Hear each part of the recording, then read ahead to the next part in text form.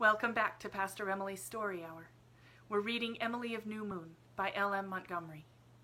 Chapter 30, When the Curtain Lifted. It would be pleasant to be able to record that after the reconciliation in the Lookout, Emily and Aunt Elizabeth lived in entire amity and harmony. But the truth was that things went on pretty much the same as before. Emily went softly, and tried to mingle serpent's wisdom and dove's harmlessness in practical proportions, but their points of view were so different that there were bound to be clashes. They did not speak the same language, so there was bound to be misunderstanding. And yet there was a difference, a very vital difference. Elizabeth Murray had learned an important lesson, that there was not one law of fairness for children and another for grown-ups. She continued to be as autocratic as ever, but she did not do or say to Emily anything she would not have done or said to Laura, had occasion called for it. Emily, on her side, had discovered the fact that under all her surface coldness and sternness, Aunt Elizabeth really had an affection for her, and it was wonderful what a difference this made. It took the sting out of Aunt Elizabeth's ways and words, and healed entirely a certain little half-conscious sore spot that had been in Emily's heart ever since the incident of the drawn slips at Maywood. "I don't believe I'm a duty to Aunt Elizabeth any more," she thought exultantly. Emily grew rapidly that summer in body, mind, and soul. Life was delightful, growing richer every hour like an unfolding rose. Forms of beauty filled her imagination and were transferred as best she could to paper, though they were never so lovely there, and Emily had the heartbreaking moments of the true artist who discovers that never on painter's canvas lives the charm of his fancy's dream. Much of her old stuff she burned. Even The Child of the Sea was reduced to ashes, but the little pile of manuscripts in the mantel cupboard of the Lookout was growing steadily larger. Emily kept her scribblings there now. The sofa shelf in the garret was desecrated, and besides, she felt somehow that Aunt Elizabeth would never meddle with her private papers again, no matter where they were kept. She did not go now to the garret to read or write or dream. Her own dear Lookout was the best place for that. She loved that quaint little old room intensely.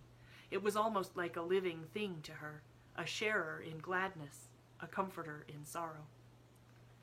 Ilsa was growing too, blossoming out into strange beauty and brilliance, knowing no law but her own pleasure, and recognizing no authority but her own whim. Aunt Laura worried over her. "She will be a woman so soon, and who will look after her? Alan won't." "I have no patience with Alan," said Aunt Elizabeth grimly. "He is always ready to hector and advise other people. He'd better look at home. He'll come over here and order me to do this or that, or not to do it for Emily, but if I say one word to him about Ilsa, he blows the roof off. The idea of a man turning against his daughter and neglecting her as he has neglected Ilsa simply because her mother wasn't all she ought to be, as if the poor child were to blame for that." "Shh," said Aunt Laura, as Emily crossed the sitting room on her way upstairs. Emily smiled sadly to herself. Aunt Laura needn't be shing. There was nothing left for her to find out about Ilsa's mother, nothing except the most important thing at all, which neither she nor anybody else living knew. For Emily had never surrendered her conviction that the whole truth about Beatrice Burnley was not known.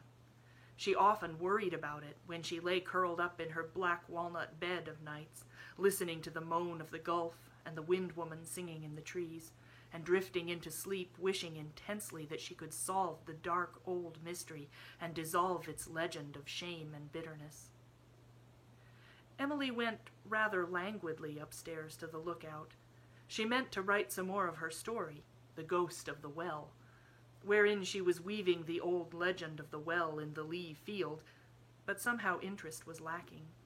She put the manuscript back into the mantel cupboard.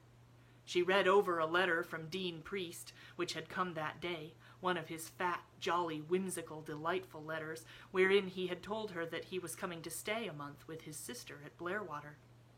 She wondered why this announcement did not excite her more. She was tired. Her head was aching. Emily couldn't remember ever having had a headache before. Since she could not write, she decided to lie down and be Lady Trevanion for a while. Emily was Lady Trevanion very often that summer, in one of the dream lives she had begun to build up for herself. Lady Trevanion was the wife of an English earl, and, besides being a famous novelist, was a member of the British House of Commons, where she always appeared in black velvet with a stately coronet of pearls on her dark hair. She was the only woman in the house, and as this was before the days of the suffragettes, she had to endure many sneers and innuendos and insults from the ungallant males around her. Emily's favorite dream scene was where she rose to make her first speech, a wonderfully thrilling event. As Emily found it difficult to do justice to the scene in any ideas of her own, she always fell back on Pitt's reply to Walpole, which she had found in her royal reader, and declaimed it with suitable variations. The insolent speaker who had provoked Lady Trevanion into speech had sneered at her as a woman, and Lady Trevanion, a magnificent creature in her velvet and pearls, rose to her feet amid hushed and dramatic silence and said, "The atrocious crime of being a woman, which the honourable member has with such spirit and decency charged upon me, I shall neither attempt to palliate nor deny, but shall content myself with wishing that I may be one of those whose follies cease with their sex, and not one of that number who are ignorant in spite of manhood and experience." Here she was always interrupted by thunders of applause. But the savour was entirely lacking in this scene today, and by the time Emily had reached the line, "But womanhood, sir, is not my only crime," she gave up in disgust, and fell to worrying over Ilsa's mother again, mixed up with some uneasy speculations regarding the climax of her story about the ghost of the well, mingled with her unpleasant physical sensations. Her eyes hurt when she moved them. She was chilly, though the July day was hot. She was still lying there when Aunt Elizabeth came up to ask why she hadn't gone to bring the cows home from the pasture. I didn't know it was so late," said Emily confusedly. My head aches, Aunt Elizabeth." Aunt Elizabeth rolled up the white cotton blind and looked at Emily. She noted her flushed face. She felt her pulse. Then she bade her shortly to stay where she was, went down, and sent Perry for Dr. Burnley. "Probably she's got the measles," said the doctor, as gruffly as usual. Emily was not sick enough yet to be gentle over. "There's an outbreak of them at Dairy Pond. Has she had any chance to catch them?" "Jimmy Joe Bell's 2 children were here one afternoon about 10 days ago. She played with them. She's always playing round with people she's no business to associate with. I haven't heard that they were or have been sick, though." Jimmy Joe Bell, when asked plainly, confessed that his young ones had come out with the measles the very day after they had been at New Moon. There was therefore not much doubt as to Emily's malady. "It's a bad kind of measles, apparently," the doctor said. "Quite a number of the Dairy Pond children have died of it. Mostly French, though. The kids would be out of bed when they had no business to be and caught cold. I don't think you need to worry about Emily. She might as well have measles and be done with it. Keep her warm and keep the room dark. I'll run over in the morning." For 3 or 4 days, nobody was much alarmed. Measles was a disease everybody had to have. Aunt Elizabeth looked after Emily well, and slept on a sofa which had been moved into the lookout. She even left the window open at night. In spite of this, perhaps Aunt Elizabeth thought because of it, Emily grew steadily sicker, and on the 5th day, a sharp change for the worse took place. Her fever went up rapidly. Delirium set in. Dr. Burnley came, looked anxious, scowled, changed the medicine. "I'm sent for to a bad case of pneumonia at Whitecross," he said, "and I have to go to Charlottetown in the morning to be present at Mrs. Jackwell's operation. I promised her I would go. I'll be back in the evening. Emily is very restless. That high-strung system of hers is evidently very sensitive to fever. What's that nonsense she's talking about the Wind Woman?"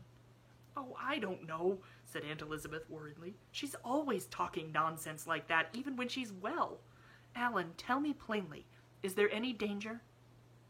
"There's always danger in this type of measles. I don't like these symptoms. The eruption should be out by now, and there's no sign of it. Her fever is very high, but I don't think we need to be alarmed yet. If I thought otherwise, I wouldn't go to town. Keep her as quiet as possible.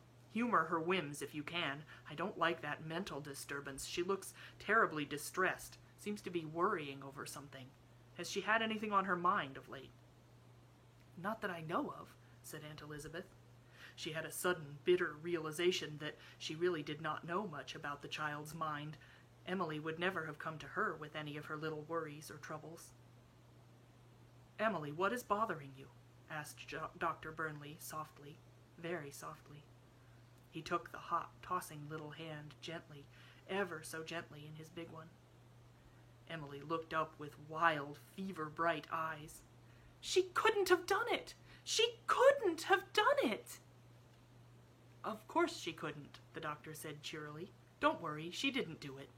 His eyes telegraphed, "What does she mean?" to Elizabeth, but Elizabeth shook her head.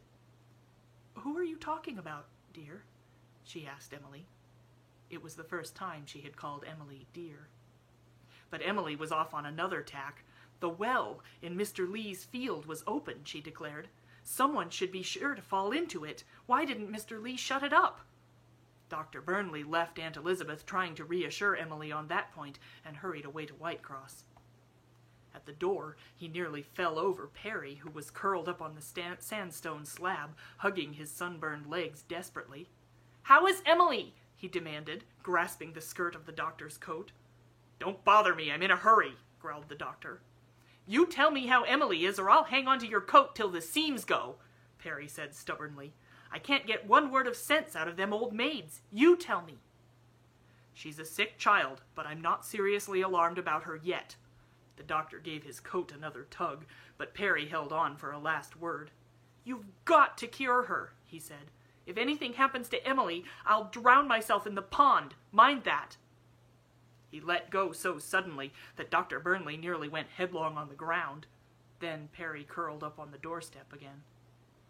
He watched there till Laura and Cousin Jimmy had gone to bed, and then he sneaked through the house and sat on the stairs, where he could hear any sound in Emily's room. He sat there all night, with his fists clenched, as if keeping guard against an unseen foe.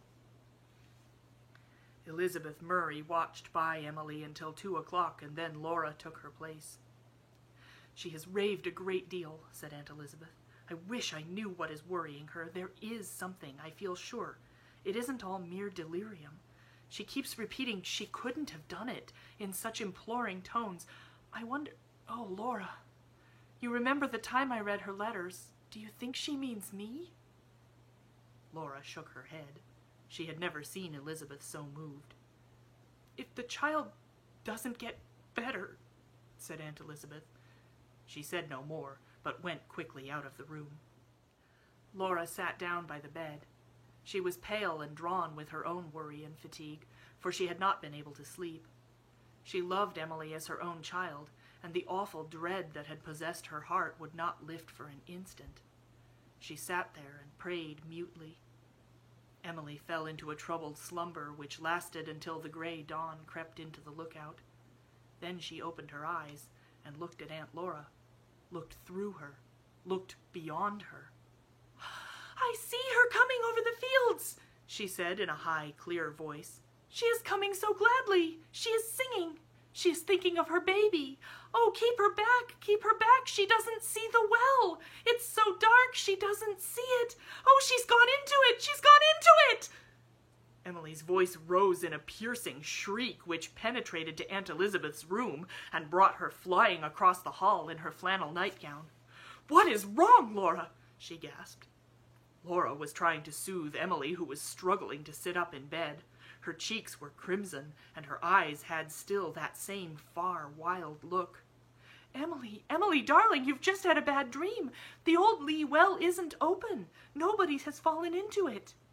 "Yes, somebody has," said Emily shrilly. "She has.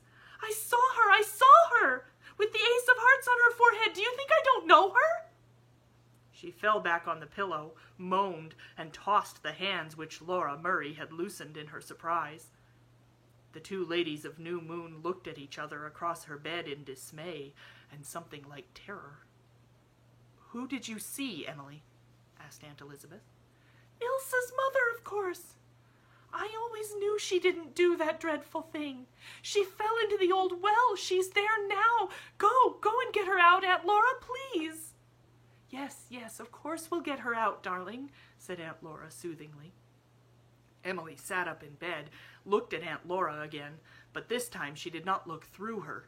She looked into her. Laura Murray felt that those burning eyes were reading her soul. You are lying to me, cried Emily. You don't mean to try to get her out. You're only saying it to put me off. Aunt Elizabeth! She suddenly turned and caught Aunt Elizabeth's hand. You'll do it for me, won't you? You'll go to the old well and get her out, won't you? Elizabeth remembered that Dr. Burnley had said that Emily's whims must be humored. She was terrified by the child's condition. Yes, I'll get her out if she is in there, she said. Emily released her hand and sank down. The wild glare left her eyes. A great sudden calm fell over her anguished little face. I know you'll keep your word, she said. You are very hard, but you never lie, Aunt Elizabeth. Elizabeth Murray went back to her own room and dressed herself with shaking fingers. A little later, when Emily had fallen into a quiet sleep, Laura went downstairs and heard Elizabeth giving Cousin Jimmy orders in the kitchen. Elizabeth, you don't really mean to have that old well searched. I do, said Elizabeth resolutely. I know it's nonsense as well as you do, but I had to promise it to quiet her down, and I'll keep my promise. You heard what she said. She believed I wouldn't lie to her, nor will I. Jimmy, you will go over to James Lee's after breakfast and ask him to come here. How has she heard the story? Said Laura. I don't know. Oh, someone has told her, of course. Perhaps that old demon of a Nancy Priest. It doesn't matter who. She has heard it, and the thing is to keep her quiet. It isn't so much of a job to put ladders in the well and get someone to go down it. The thing that matters is the absurdity of it. We'll be laughed at for a pair of fools, protested Laura, whose share of Murray pride was in hot revolt. And besides, it will open up all the old scandal again. No matter. I'll keep my word to the child, said Elizabeth stubbornly. Alan Burnley came to New Moon at sunset on his way home from town. He was tired, for he had been going night and day for over a week, and he was more worried than he had admitted over Emily. He looked old and rather desolate as he stepped into the New Moon kitchen. Only Cousin Jimmy was there. Cousin Jimmy did not seem to have much to do, although it was a good hay day and Jimmy, Joe Bell, and Perry were hauling in the great, fragrant, sun-dried loads. He sat by the western window with a strange expression on his face. "Hello, Jimmy. Where are the girls? And how is Emily?" "Emily is better," said Cousin Jimmy. "The rash is out, and her fever is gone. I think she's asleep." "Good. We couldn't afford to lose that little girl, could we, Jimmy?" "No," said Jimmy, but he did not seem to want to talk about it. "Laura and Elizabeth are in the sitting room. They want to see you." He paused a minute, and then added in an eerie way, "There is nothing hidden that shall not be revealed." It occurred to Alan Burnley that Jimmy was acting mysteriously, and if Laura and Elizabeth wanted to see him, why didn't they come out? It wasn't like them to stand on ceremony in this fashion. He pushed open the sitting room door impatiently. Laura Murray was sitting on the sofa, leaning her head on its arm. He could not see her face, but he felt that she was crying. Elizabeth was sitting bolt upright on a chair. She wore her second-best black silk and her second-best lace cap, and she too had been crying. Dr. Burnley never attached much importance to Laura's tears, easy as those of most women, but that Elizabeth Murray should cry. Had he ever seen her cry before? The thought of Ilse flashed into his mind, his little neglected daughter. Had anything happened to Ilse? In one dreadful moment, Alan Burnley paid the price of his treatment of his child. "What is wrong?" he exclaimed in his gruffest manner. "Oh, Alan," said Elizabeth Murray, "God forgive us. God forgive us all." "It is Ilse," said Dr. Burnley dully. No, not Ilse." Then she told him. She told him what had been found at the bottom of the old Lee well.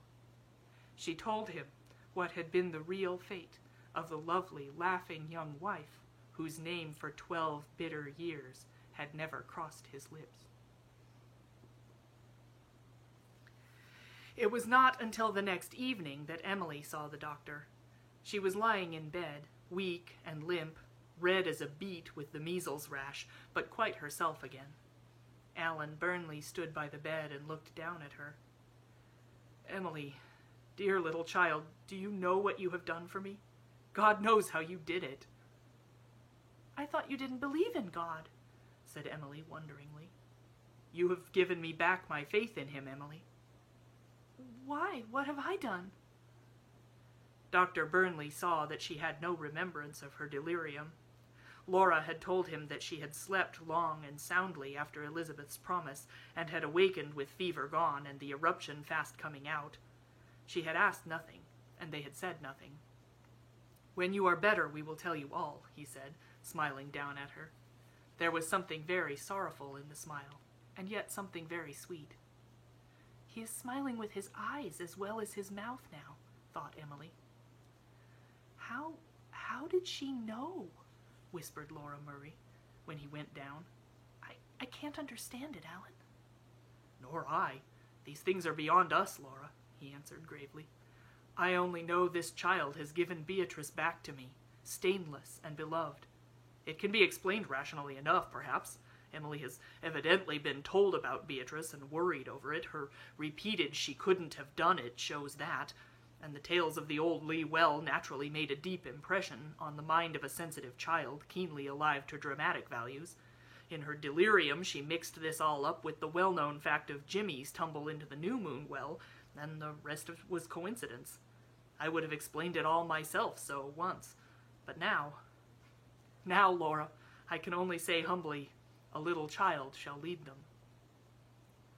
"Our stepmother's mother was a Highland Scotchwoman. They said she had the second sight," said Elizabeth. "I never believed it before."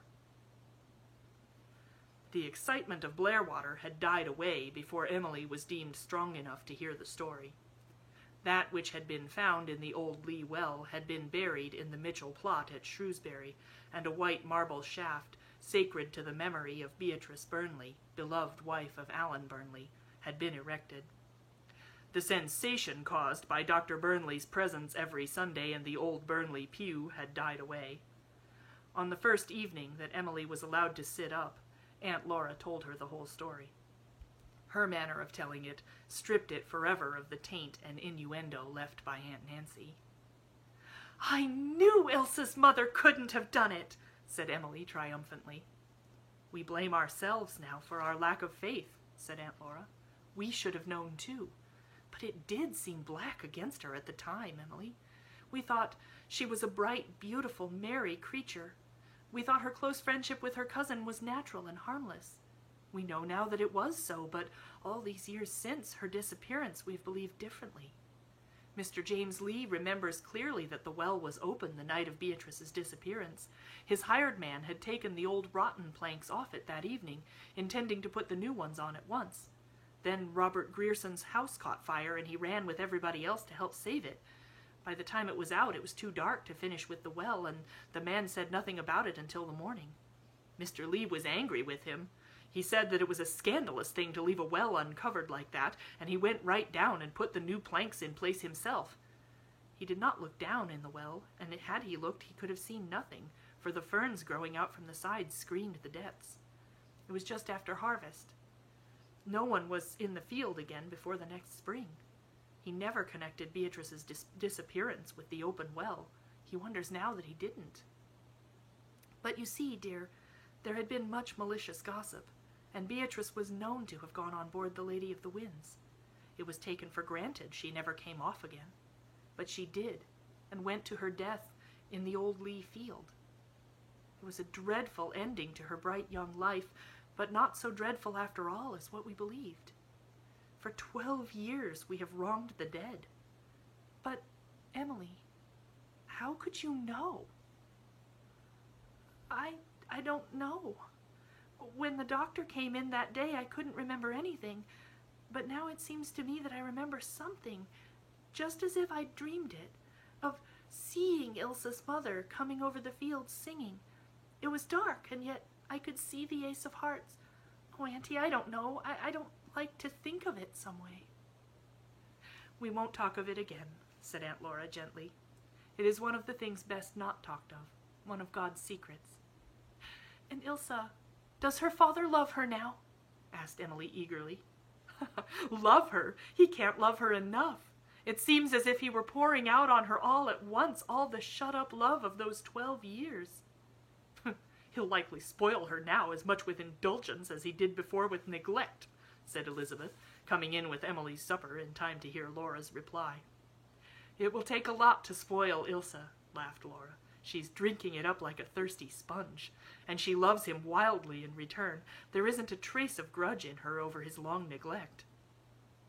All the same, said Elizabeth grimly, tucking pillows behind Emily's back with a very gentle hand, oddly in contrast with her severe expression. He won't get off so easily.